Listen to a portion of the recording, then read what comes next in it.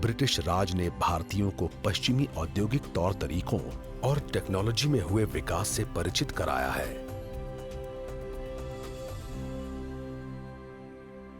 लेकिन स्वतंत्रता सबकी नजर में नई उम्मीदों वाली शुरुआत नहीं है, खासकर देश की 550 से ज्यादा रियासतों के लिए जिनका भविष्य आजाद भारत में अनिश्चित है।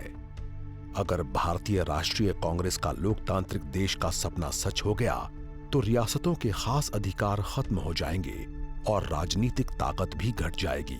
लेकिन शायद सबसे नुकसानदेह है सांप्रदायिक विभाजन। गांधी और नेहरू की अगुवाई वाली कांग्रेस धर्मनिरपेक्ष राष्ट्र की प्रबल समर्थक है। महात्मा गांधी के शब्दों में, हर व्यक्ति को बिना किसी बाधा के किसी भी धर्म का पालन करने की छूट होगी, बशर्ते वो देश के कानून का उल्लंघन नहीं करता हो। हमेशा की तरह जिन्ना और मुस्लिम लीग के लोग अलग मुस्लिम देश पाकिस्तान की मांग तेज कर रहे हैं। परस्पर विरोधी ताकतों की खींचतान से भारत जबरदस्त दबाव में है और आधुनिक युग में इसका पुनर्जन्म किसी हाल में आसान नहीं होगा। जून सन 1945, शिमला। वाइसरॉय वेवल ने कॉन्फ्रेंस की। उन्होंने भारतीय स्वतंत्रता आंदोलन के सभी अहम नेताओं को बुलाया।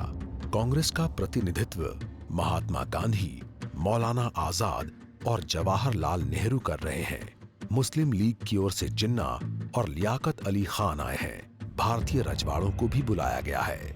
वाइसरॉय ने भारतीय स्वशासन का वेवल प्लान रखा।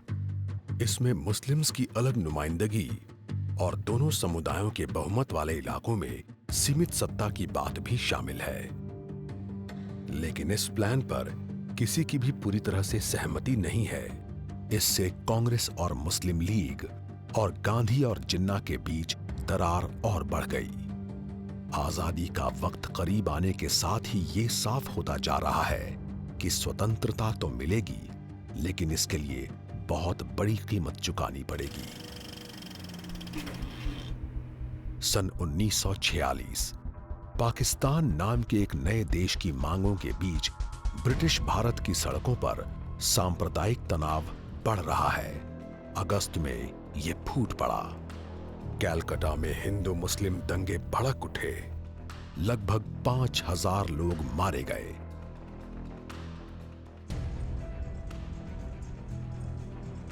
ये कोई अकेली घटना नहीं है। इसके बाद के कुछ हफ्तों में देश के दूसरे हिस्सों में भी दंगे शुरू हो गए, जिनमें बिहार, गढ़मुक्तेश्वर और पूर्वी बंगाल शामिल हैं।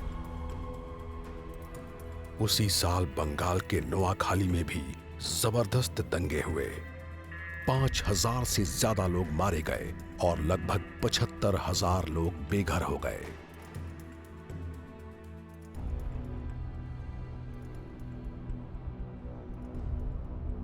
लेकिन भारत की आजादी का पहिया घूमने लगा है। आजादी की ओर बढ़ते कदम चाहे जो भी रास्ता लें, लेकिन अब ये अपनी मंजिल के करीब पहुंच रहे हैं। ये एक खूनी प्रक्रिया है जिससे एक साल के अंदर 2 नए देशों का जन्म हुआ, भारत और पाकिस्तान।